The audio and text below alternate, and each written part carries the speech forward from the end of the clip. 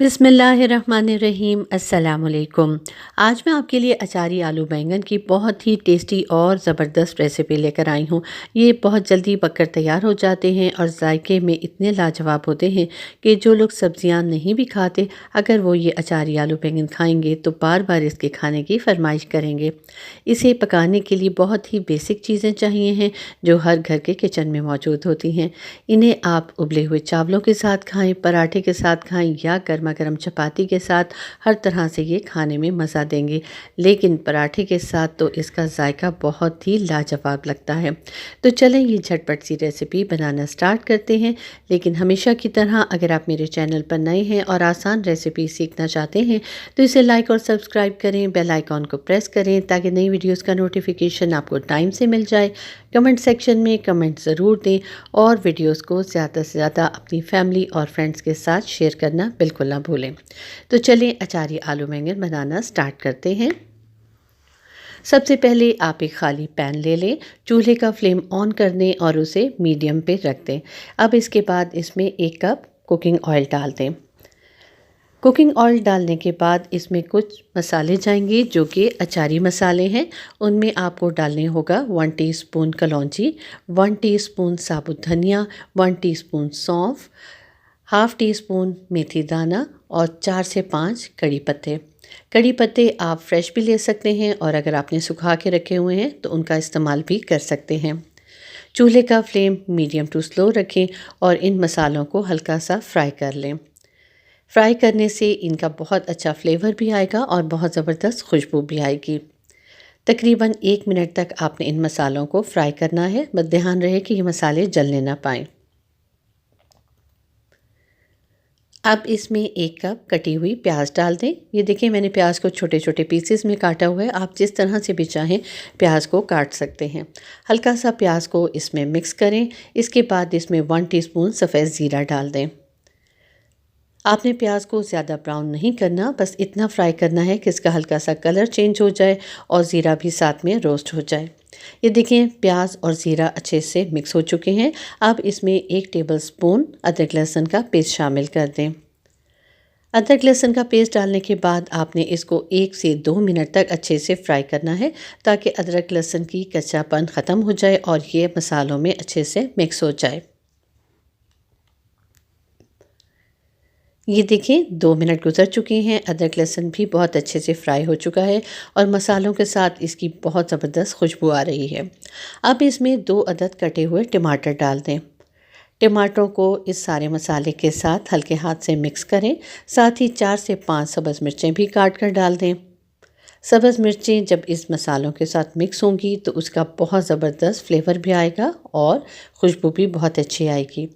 अब टमाटर और सब्ज़ मिर्चों को मसालों के साथ अच्छे से 2 से 3 मिनट तक फ्राई करें। ये देखें टमाटर घुलना शुरू हो चुके हैं और काफ़ी हद तक नरम हो चुके हैं।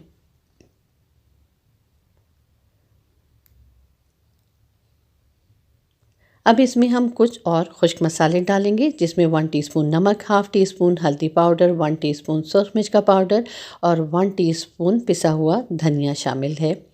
ये सारी चीज़ें भी इस सारे मसाले में डाल दें और अब इसे फिर दोबारा से अच्छे से भूनें। अब इस स्टेज पर आपने सारे मसालों की बहुत अच्छे से भुनाई करनी है। 2 से 3 मिनट तक मीडियम टू स्लो फ्लेम पर इसको बहुत अच्छे से भूनें। जितनी अच्छी भुनाई होगी उतना ही अच्छा मसाला तैयार होगा। अगर आपने अच्छे से भुनाई ना की तो मसाले में कच्चापन फील होगा। इसलिए आपने भुनाई बहुत अच्छे से करनी है। 2 से 3 मिनट तक इसे इतना भूनें कि ऑयल साइड पर आ जाए, टमाटर भी अच्छे से गल चुके हों।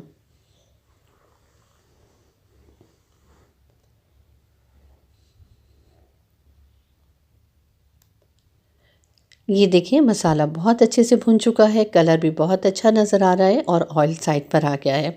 अब मेरे पास ये आधा किलो बैंगन थे जिन्हें मैंने छिलकों समेत काट लिया है और अब मैं इसे इनमें शामिल कर रही हूँ। साथ ही इसमें 4 से 5 कटे हुए आलू भी शामिल कर दें। अगर आप आलूओं की क्वांटिटी बढ़ाना चाहते हैं तो आप बढ़ा सकते हैं।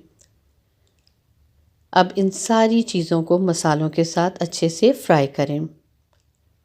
आपने इनको इतना मिक्स करना है कि आलू बैंगन पर सारा मसाला अच्छे से कोट हो जाए। चूल्हे का फ्लेम अभी मीडियम टू स्लो ही रखें। ये देखिए सारा मसाला आलू बैंगन पर बहुत अच्छे से कोट हो चुका है।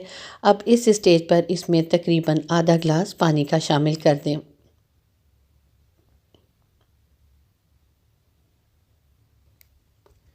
पानी डालने के बाद चूल्हे का फ्लेम स्लो कर दें और इसे कवर करके तकरीबन आधा घंटे के लिए पकाएं। आधे घंटे में आलू बैंगन अच्छे से गल चुके होंगे। ये देखिए आधा घंटा गुजर चुका है, मैंने इसका ढक्कन हटाया है। आलू बैंगन बहुत अच्छे से गल चुके हैं और इसमें बिल्कुल थोड़ा सा पानी रह गया है। अब आप चूल्हे का फ्लेम थोड़ा सा तेज़ कर दें और पानी को अच्छे से खुश्क करके आलू बैंगन को बहुत अच्छे से भून लें।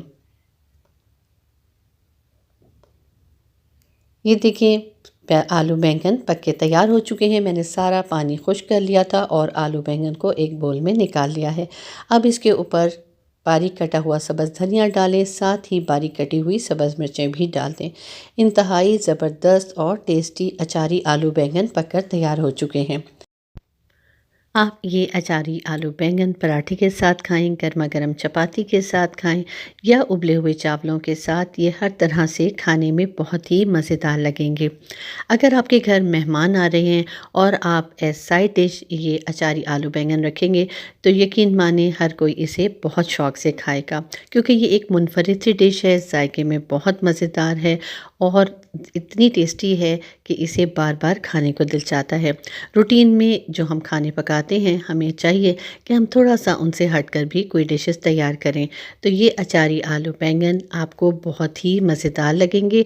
आपने नोट किया होगा कि रेसिपी बेहद आसान है, बहुत जल्दी 10 से 15 मिनट में ये बहुत पककर तैयार हो जाते हैं और इतने टेस्टी होते हैं कि आप इसको बार बार खाने की फरमाइश करेंगे। मुझे उम्मीद है कि ये रेसिपी आपको बेहद पसंद आई होगी। आप इसे ज़रूर ट्राई कीजिएगा और कमेंट सेक्शन में कमेंट देकर बताइएगा कि जब आपने ये डिश तैयार की तो आपको कैसी लगी। मुझे इजाज़त दीजिए। अल्लाह हाफ़िज़।